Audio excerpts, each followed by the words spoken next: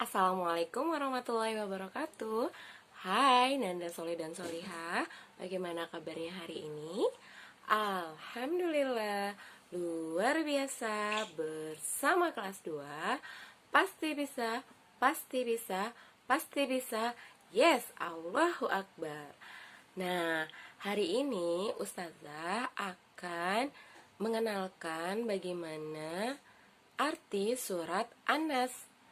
Kemarin Nanda sudah menghafalkan surat An-Nas beserta artinya ya. Nah, sekarang kita akan belajar tentang makna surat An-Nas. Kita mulai? Yuk! Sebelumnya, kita buka dulu pelajaran kita dengan sama-sama membaca basmalah. Bismillahirrohmanirrohim. Sebelum kita belajar tentang arti makna surat An-Nas, kita akan mengulang kembali arti surat An-Nas dari ayat 1 sampai ayat 6. Kita mulai dari arti ayat yang pertama. Ayat yang pertama artinya yaitu, katakanlah aku berlindung kepada Tuhannya manusia. Ayat kedua, Raja manusia. Ayat ketiga, sesembahan manusia. Ayat keempat, dari kejahatan, bisikan setan yang bersembunyi. Ayat yang kelima, yang membisikkan kejahatan ke dalam dada manusia. Ayat keenam, dari golongan jin dan manusia. Nah, itu arti surat An-Nas ayat 1 sampai 6. Yuk, sekarang kita mengenal apa sih maksudnya surat An-Nas itu? Ada pesan apa ya di dalam surat An-Nas itu yang Allah ingin sampaikan kepada kita semua? Yuk, kita bahas yuk sekarang. Tetap semangat ya. Surat An-Nas termasuk surat yang pendek di dalam Al-Quran. Surat An-Nas terdiri dari 6 ayat. Nah, surat An-Nas itu artinya adalah manusia. Surat An-Nas termasuk surat Makkiyah, yaitu surat yang turun di kota Mekah sebelum Rasulullah hijrah ke Madinah. Nah,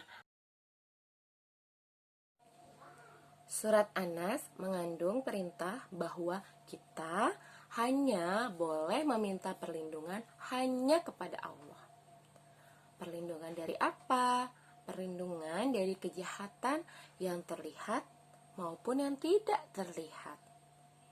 Baik kejahatan dari manusia maupun dari golongan jin. Berupa apa ya kalau dari golongan jin? Berupa sihir. Nah, kita semua sebagai manusia hanya boleh meminta perlindungan kepada Allah, karena Allah adalah satu-satunya pelindung manusia. Tetapi walaupun kita selalu meminta perlindungan kepada Allah, kita juga harus menjaga keselamatan diri kita sendiri. Itu wujud dari tawakal kita kepada Allah. Contohnya seperti apa? Yang pertama, misalnya Nanda mengendarai sepeda motor bersama ayah atau bunda. Jangan lupa menggunakan helm ya. Kenapa harus menggunakan helm? Berat kan? Nah, menggunakan helm saat berkendara termasuk menjaga diri kita dan berikhtiar untuk keselamatan kita. Nanti misalnya ya, jauh-jauh misalnya kita nggak ingin kalau misalnya nanti dalam perjalanan misalnya kita terjatuh. Kalau kita tidak menggunakan helm, kepala kita bisa saja terbentur. Kita nggak bisa bilang bahwa saya kan sudah bertawakal kepada Allah, sudah meminta perlindungan kepada Allah, tetapi kita tidak menjaga diri kita. Maka ketika ada kejadian, misalnya Nanda terjatuh dari sepeda motor kemudian tidak menggunakan helm, itu kita tidak menjaga diri kita. Surat An-Nas mengandung perintah bahwa kita hanya boleh meminta perlindungan hanya kepada Allah. Perlindungan dari apa? Perlindungan dari kejahatan yang terlihat maupun yang tidak terlihat. Baik kejahatan dari manusia maupun dari golongan jin. Berupa apa ya kalau dari golongan jin? Berupa sihir. Nah, kita semua sebagai manusia hanya boleh meminta perlindungan kepada Allah, karena Allah adalah satu-satunya pelindung manusia. Tetapi walaupun kita selalu meminta perlindungan kepada Allah, kita juga harus menjaga keselamatan diri kita sendiri. Itu wujud dari tawakal kita kepada Allah. Contohnya seperti apa? Yang pertama, misalnya Nanda mengendarai sepeda motor bersama ayah atau bunda. Jangan lupa menggunakan helm ya.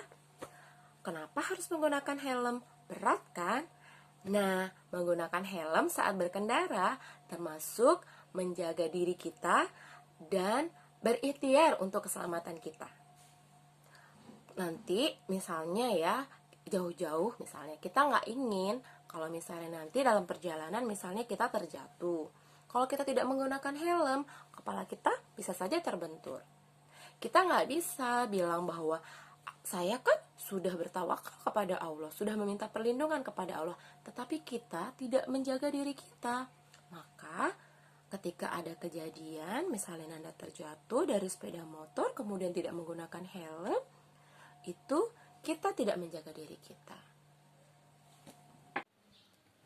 Dari uraian singkat di atas, sekarang kita akan menyimpulkan apa sih makna dari surat An-Nas.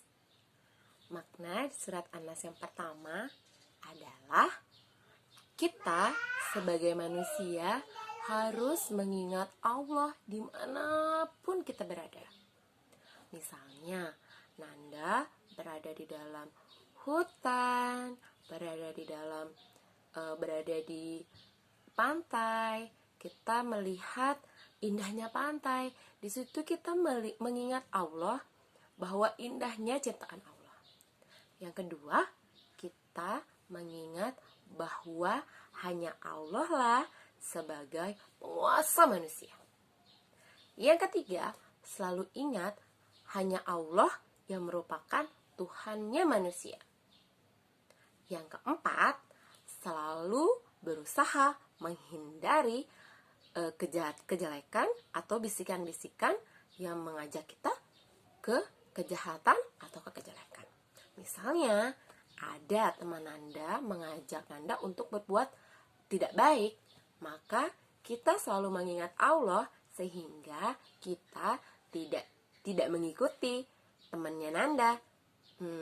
Kalau misalnya dia mengajak saya untuk mengambil uangnya bunda, misalnya ya, Nanda ingat nih bahwa setiap perbuatan yang kita lakukan selalu dilihat oleh Allah. Sehingga ketika kita mengingat bahwa kita selalu dilihat atau diawasi oleh Allah, maka kita berusaha untuk menghindari semua kegiatan yang bisa mengajak kita ke kejelekan. Kayak tadi, ada teman yang mengajak Nanda untuk mengambil uang ayah atau bunda. Nanda ingat nih, ada Allah yang selalu mengawasi kita, sehingga Nanda menghindari untuk melakukan kejelekan atau perbuatan jahat. Yang kelima, yaitu bisikan-bisikan kejahatan itu sesungguhnya datangnya dari hati manusia. Nah, yang keenam, bisikan-bisikan tersebut, bisikan-bisikan yang tadi yang berasal dari hati manusia itu berasal dari bisikan jin. Nah, sekarang setelah Nanda sudah mengetahui arti surat An-Nas, sekarang kita tutup ya pelajaran kita PAI hari ini. Semoga dari uraian singkat tadi kita dapat mengambil kesimpulan bahwa dimanapun kita berada, kita harus mengingat Allah.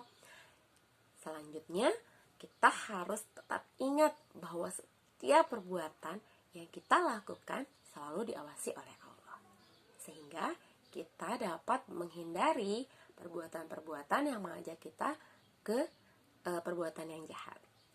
Oke, baiklah Nanda Solih dan Solihah, cukup sekian pelajaran PAI kita tentang arti surat An-Nas.